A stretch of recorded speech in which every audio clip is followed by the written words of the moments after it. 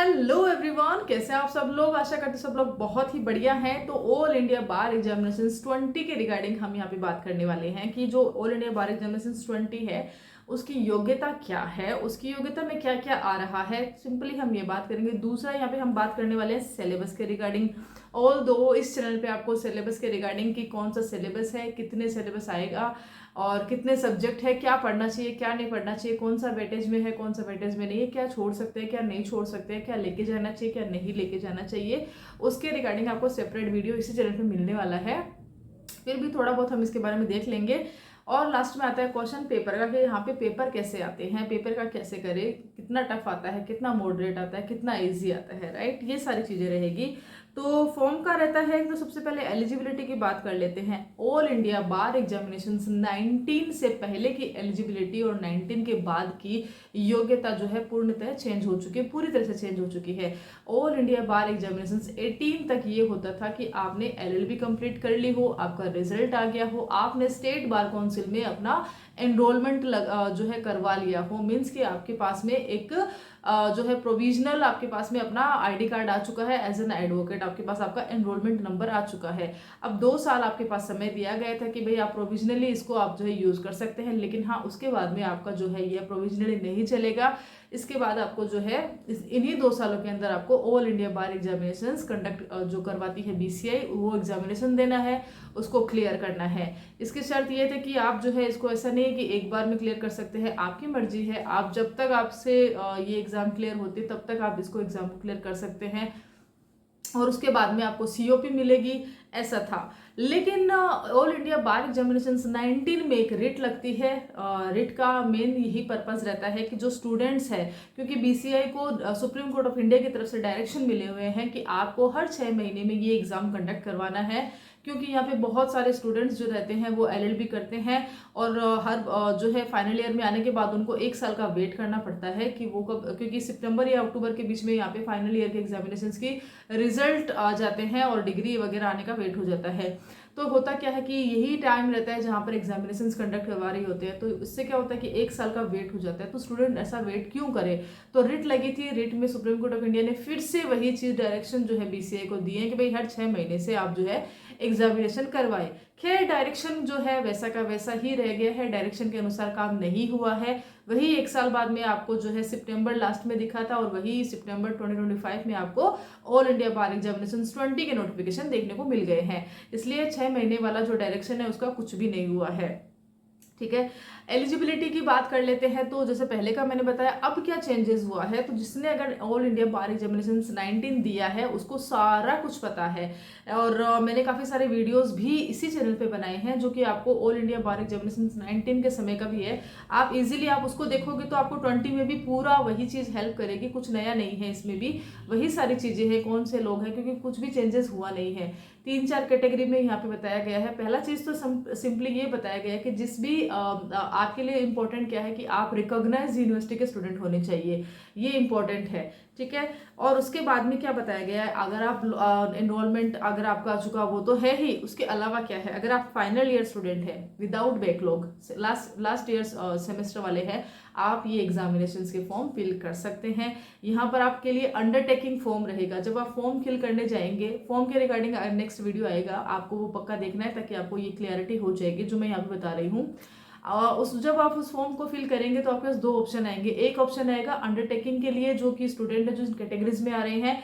एक जो ऑप्शन आएगा वो आएगा उन स्टूडेंट्स के लिए जिनके पास उनकी लॉ की डिग्री है, जिनके पास उनका एनरोलमेंट नंबर है, उनके लिए आएगा। तो उनके लिए सिंपली रहेगा और अंडरटेकिंग इन स्टूडेंट्स के लिए रह जाएगी। ठीक है। अंडरटेकिंग में आ जाएगा तो फाइनल ईयर में आप हैं और आपने जो है आप जो सेमेस्टर में है और आपके पास में एक भी बैकलॉग आपकी नहीं आई हो। मीन्स के अब जैसे मान लो मैं ये फॉर्म फिल कर रही हूँ और अभी तक मैं फाइनल सेमेस्टर में हूँ, फॉर सपोज आप कीजिए, तो मेरा जो पुराना जितना भी रिकॉर्ड रहा है उसमें मेरा बैकलॉग नहीं होना चाहिए, बराबर। तो मैं ये फॉर्म फिल कर सकती हूँ और मुझे इसका जो है ये एआईबी के फॉर्म फिल कर सकती हूँ, एग्जाम दे सकती हूँ। अब इसके बाद में मुझे कुछ पर्टिकुलर 6 मंथ का टाइम दिया जाएगा जहाँ पर कि मुझे मेरी जो डिग्री आते ही वहाँ पर जो है हेड ऑफिस में जाके मुझे जमा करवानी है। वो उसका प्रोसेस सारा कुछ रहता है, वो मैं आपको वीडियोस में आगे बना के दे दूंगी। आप मुझसे आप मुझे रिमाइंड भी करवा देना और अदरवाइज भी मैं बना के दे ही दूंगी। दूसरा ऐसे भी रहते हैं जो कि जिनकी LLB हो गई है लेकिन जिनके पास में अपना डिग्री नहीं आई है वो भी रहते हैं, या तो कोई डिग्री धारक ही है जिन्होंने एनरोलमेंट नहीं कराया है वो भी रहते हैं। फिर आते हैं ऐसे स्टूडेंट्स जिनके पास अपना एनरोलमेंट वगैरह सब है लेकिन उन्होंने अपना जो है डिग्री जो ये है अपनी आइडेंटिटी है वो सरेंडर कर दी LLB करने के बाद में, क्योंकि उनको जो है यहाँ पे एम्प्लॉयमेंट में जाना था, उनको यहाँ पे लिटिगेशन में नहीं जाना था। इसलिए वहाँ की कंडीशन के अनुसार जब हम दूसरी चीज़ ज्वाइन करते हैं तो वहाँ की कंडीशन रहती है कि आपको एक चीज़ सरेंडर करनी होती है। अब यहाँ पे ऐसे स्टूडेंट्स को भी मौका मिलना चाहिए या नहीं मिलना चाहिए, इस पे भी सवाल था उस रिट में। तो रिट के अंतर्गत ऐसा आया कि वो स्टूडेंट जो कि चाहते हैं कि वो जिनके पास LLB की डिग्री है वो भी जिन्होंने कि सरेंडर कर दिया था अपना लाइसेंस, वो भी अभी जो है वापस से अंडरटेकिंग फॉर्म के अंतर्गत इसमें आ सकते हैं और ये फॉर्म फिल कर सकते हैं। तो एलिजिबिलिटी में ये सारी चीज़ें हैं जो रहेगी। ठीक है, ठीक है।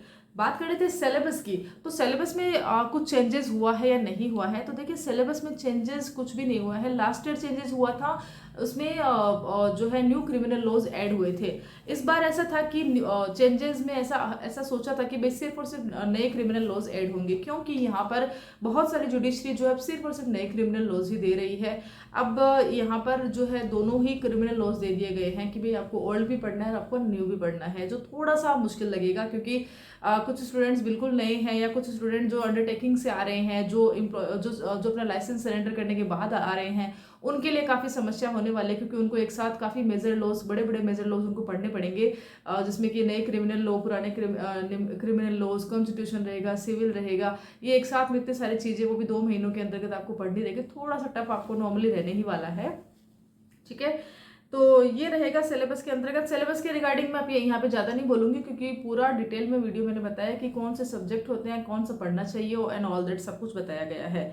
अब बात कर लेते हैं इसके पेपर की। तो पेपर में ऐसा है कि ऑल इंडिया बार एग्जामिनेशन का जो पेपर है वह उसमें नेगेटिव मार्किंग नहीं होती है।